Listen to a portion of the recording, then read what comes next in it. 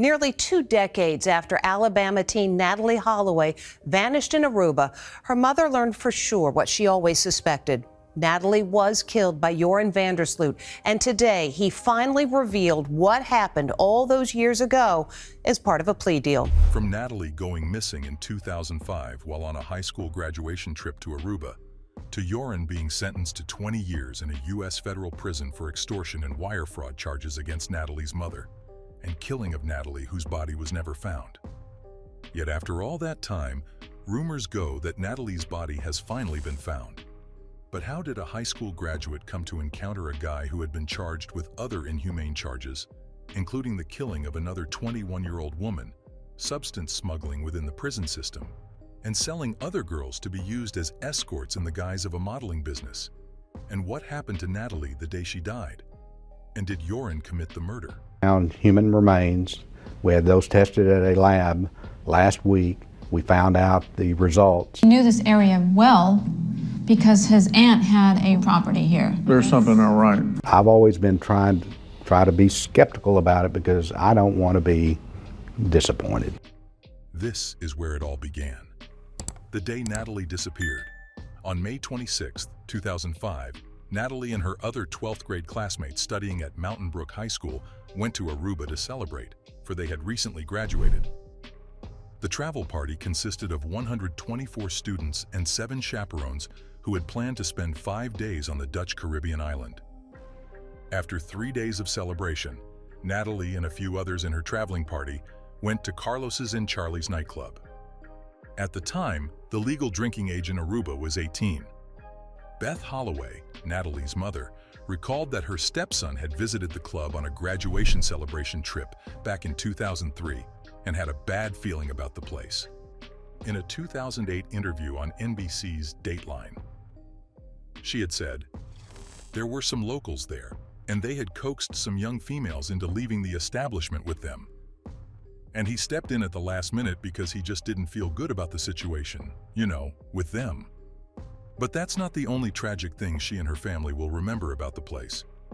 After the club closed at 1 a.m., some members of the group went back to the Holiday Inn. Natalee was last seen getting into a gray or silver Honda with 3 young males: Joran, who was 17 and attending an international school on the island at the time, and Surinamese brothers Deepak Kalpoe and Satish Kalpoe.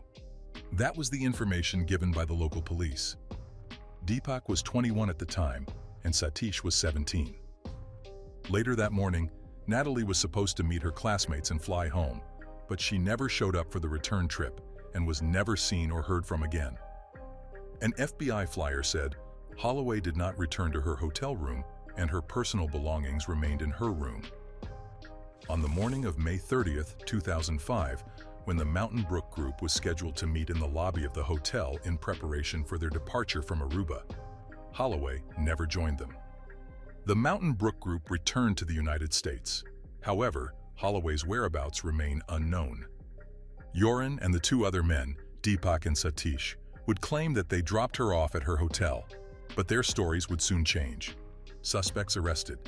According to CBS News at the time, less than 2 weeks after Natalee went missing, Joran and the 2 other men he was with the day Natalee went missing were arrested by Aruban authorities in connection with her going missing. However, all 3 men were released and not prosecuted for any crimes related to Natalee's disappearance due to lack of solid evidence against them, despite multiple changing stories about what happened the night she vanished. Following this, the family helped put up a missing persons poster for Natalee Holloway in Palm Beach in front of the hotel where she had been staying in Aruba. This case gained significant media attention both in America and Aruba. Aruba's prime minister at the time, Nelson Oduber, said, "The hearts of the people of Aruba are touched by Natalee and her family. Resolving this is Aruba's #1 goal." Despite the release of the 3 men due to lack of evidence to convict them for her daughter's disappearance, Beth has long claimed that the 3 know what happened to her that night. On top of that, she said that Aruban authorities should pressure the young men to reveal what they know, and that she thought that 2 former hotel security guards detained in connection with the disappearance of Natalee were innocent and should be released. During a 45-minute interview with the Associated Press in her hotel room at the Holiday Inn at the time, the same hotel where Natalee was staying before she disappeared, Beth said, "All three of those boys know what happened to her. They all know what they did with her that night." However, she declined to say what she thought the boys had done or whether she thought her daughter was still alive. In detention, the three young men, Joran, the son of a Dutch Justice Ministry official, and the two Surinamese brothers, had told the police that they brought Natalee Holloway to a lighthouse beside the island's Arisha beach, but didn't get out of the car. The brothers, Satish and Deepak, also told police that Natalee and the Dutch boy had been kissing in the backseat of the car. According to their side of the story, they dropped her off at her hotel at about 2 a.m. and last saw her being approached by a man in a security guard uniform before they drove off. The three young men had been detained a few days before two former hotel security guards, who worked at a hotel not far from the Holiday Inn, were detained. In disappointment, Beth said that she had met the three young men within 12 hours of Natalee's disappearance, and she said it surprised her that it took authorities more than a week to detain them. Defense lawyers for the former security guards said there wasn't enough evidence to continue holding them. Norena Peters, the attorney who was representing Antonius Mickey John, one of the security guards, said, "This is turning into a game, an illogical investigation. The prosecution is pretending it has information that we don't have." However, the then Attorney General Karen Jansen said that that wasn't the case but declined to give details, claiming that they were still in the middle of an investigation. Following this, a police chief reported a confession about the disappearance of Natalee, and the Attorney General retracted it. This fueled rumors of the high possibility of the young woman being dead. Despite the nasty rumors, the family said that Natalee's body had not been found. In compassion for the family, the islanders and tourists attended church services on Sunday to pray for the teenager.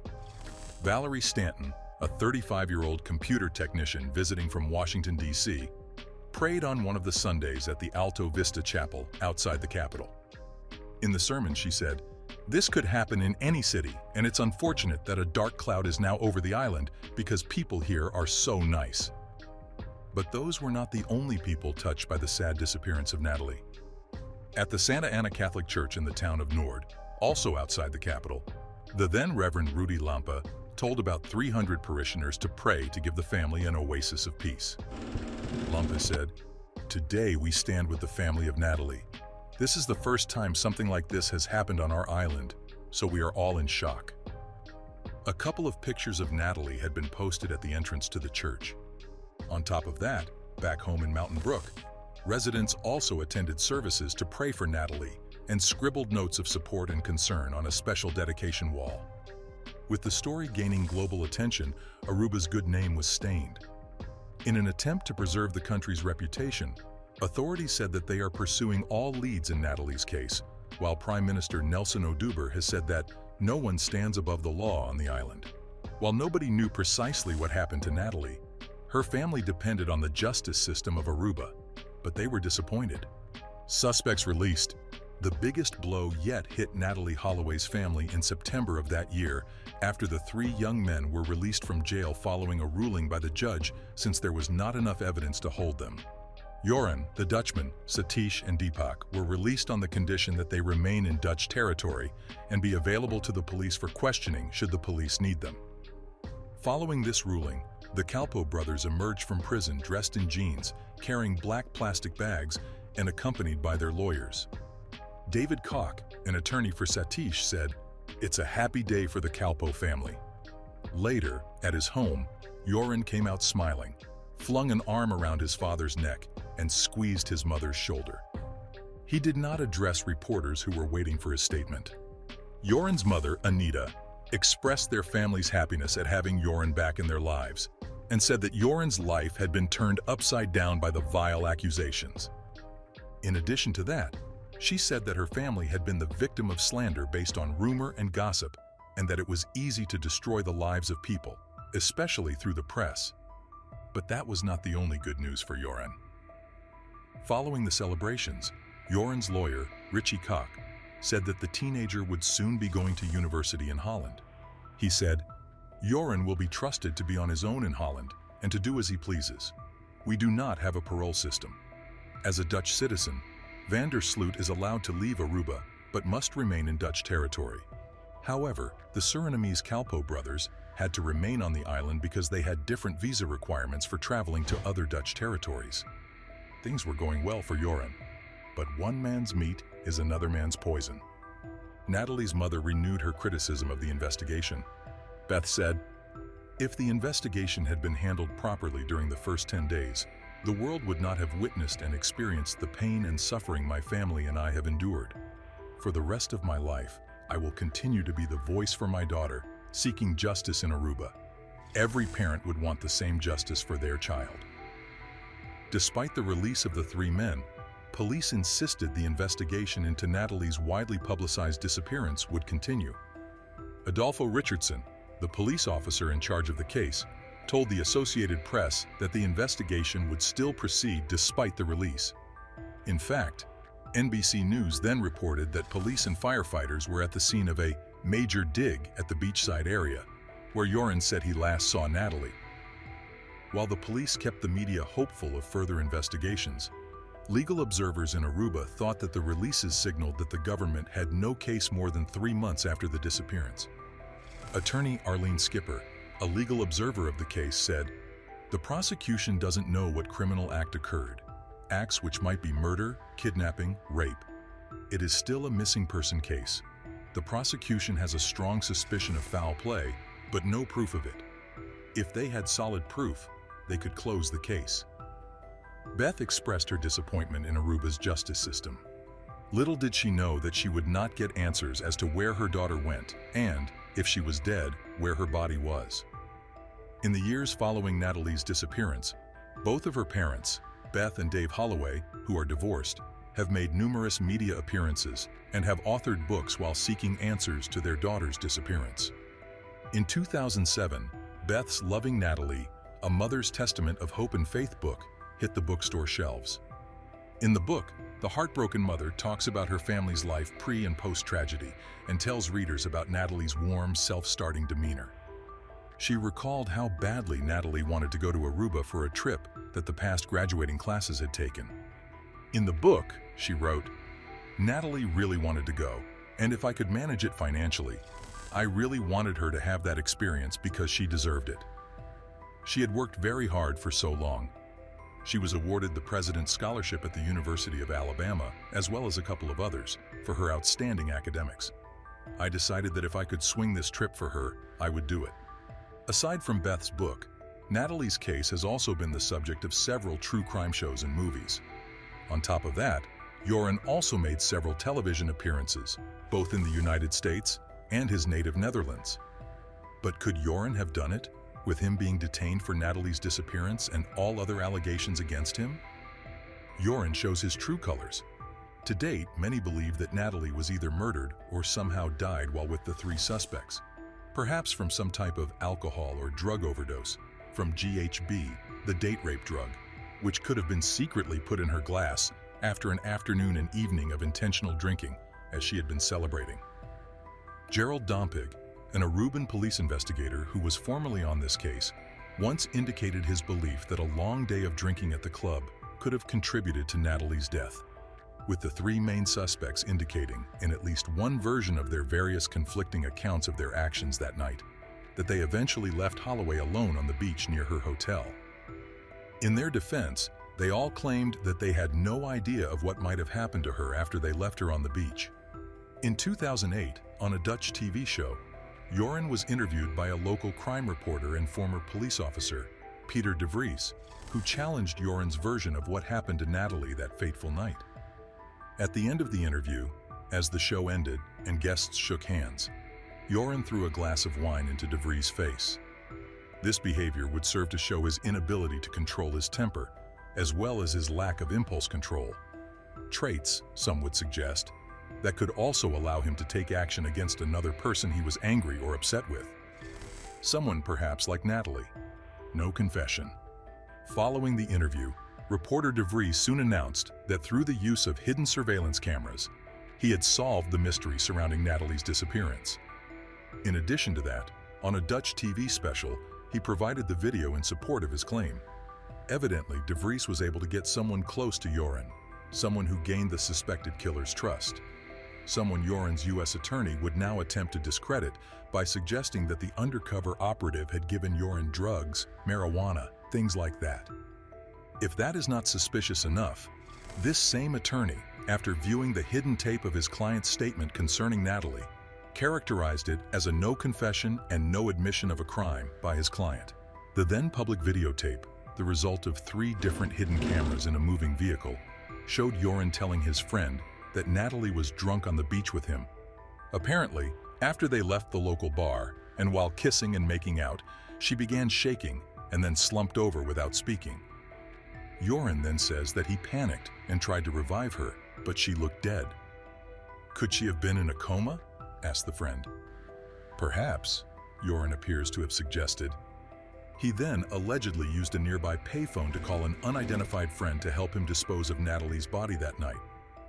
Vandersloot's unnamed friend then allegedly placed Natalee's limp body in a boat, which was used to take her out into the nearby ocean, where he allegedly pushed her body into the darkened waters and dumped her overboard like an old rag.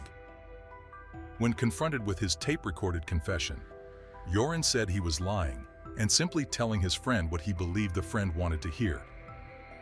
Joran's American attorney pointed out that what he said had differences and inconsistencies from his original story. Differences, he said, proved that his client was lying at the time. Faced with this new evidence, the Aruban prosecutor, someone who just 1 month before stated he was dropping his investigation concerning the 3 suspects as he had no further evidence with which to charge them, now has reopened the investigation.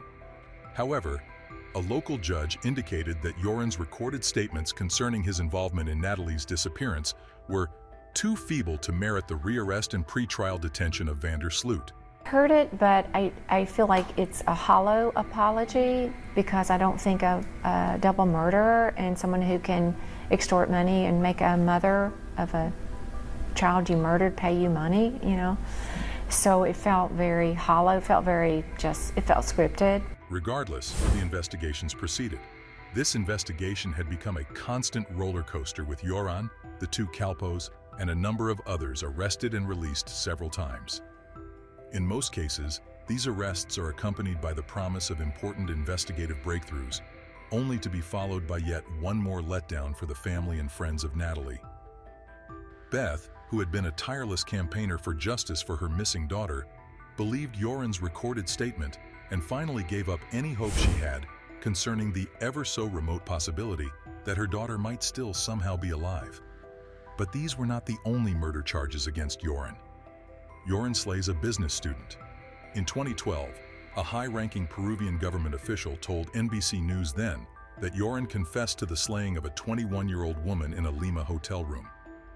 According to La Repubblica newspaper of that time, Joran said he broke Stephanie Flores' neck after she grabbed his laptop without his permission and found out that he was involved in the disappearance of an American woman.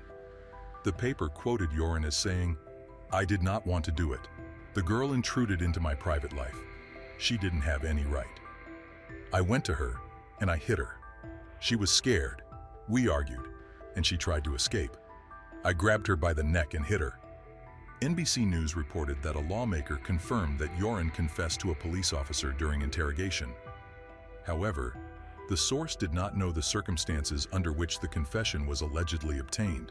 Joran was suspected of killing Flores, a business student who police say he met while playing poker at a casino on May 30th, 5 years to the day after Natalee's disappearance. Following this, the police released a video taken by security cameras at the hotel where Joran had been staying since arriving from Colombia, about 2 weeks before meeting Flores. The video showed Flores and Joran entering his room together and the Dutchman leaving alone 4 hours later. The woman's battered body was found on the hotel room's floor more than 2 days later, her neck broken. Joran had by then crossed into Chile, where he was arrested a few hours later. Following this confession, Dave, Natalee's father, told ABC's Good Morning America that he hoped Joran would reveal what happened to his daughter and said search teams were standing by to look for her body. Speaking to the show by telephone, Dave said, "He's confessed to this one, and I'd like for him to tell everyone what happened. I would just like to say that, with all the pain and suffering that we've gone through, hopefully, justice will be served this time." were hoping this is the end of the line for him. But that was not the only way Joran had traumatized Natalee's family. Joran was charged in the United States for trying to extort $250,000 from Natalee's family in exchange for disclosing the location of her body and describing how she died. As if to confirm these claims, U.S. prosecutors said that $15,000 had been transferred to a Dutch bank account in his name. In the Netherlands, prosecutors raided 2 homes in the case, seizing computers, cell phones, and data storage devices. That same year, an Alabama probate court declared Holloway dead, about 6.5 years after she vanished. Probate Judge Alan King signed the order as a procedural matter so the family could get a death certificate and tend to Holloway's financial affairs. It was time for the family to get some closure. On top of that, a Peruvian court sentenced Joran to 28 years in prison for Flores's murder.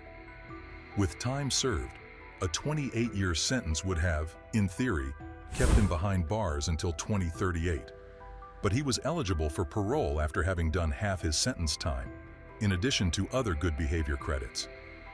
Even at the time of the Peruvian court action, Natalee's family wanted him to be eventually extradited to the U.S. in connection with her disappearance and murder. As if things couldn't get any worse for Joran, the universe gave him another slap in the face. In June 2023, Joran, then 36, was extradited to the United States to face extortion charges stemming from the 2010 encounter with Beth, the Associated Press reported. But that's not the end of the story. Joran pleads guilty.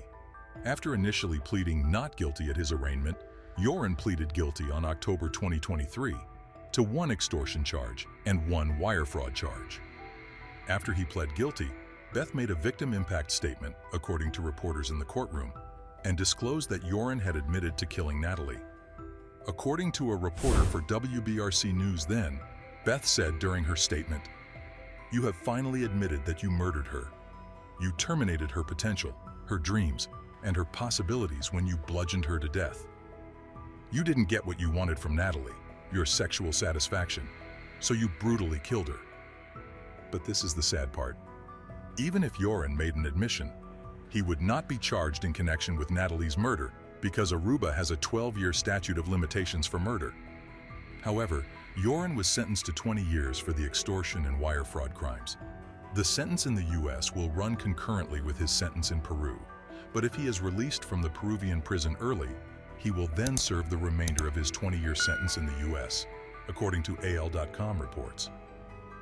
With Joran's confession to Natalee's murder recorded on tape and his capability to kill again, as seen in the incident with Flores, not to mention the multiple evidence tying him to the case, he indeed had something to do with Natalee's death.